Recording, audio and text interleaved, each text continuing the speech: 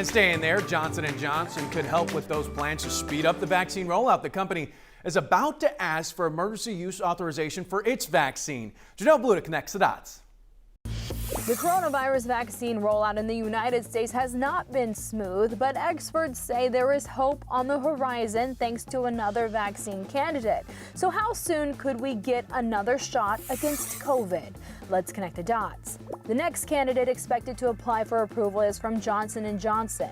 The massive pharma company just announced it will release the data from its last clinical trials early next week. The next step will be to apply for emergency use approval with the FDA.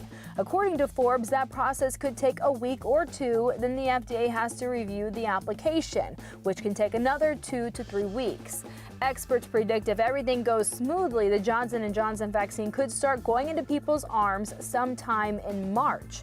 There are a lot of eyes on the Johnson & Johnson vaccine for one big reason. It's a single dose.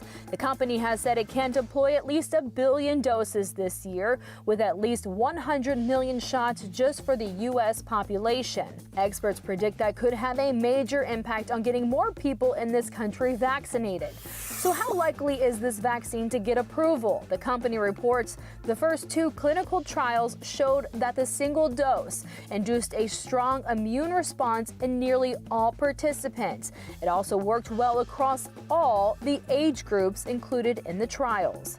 Connecting the dots, I'm Janelle Bluta for H-Town Rush. And aside from a single shot, another advantage, it doesn't need to be stored in an extremely cold temperature like Pfizer's.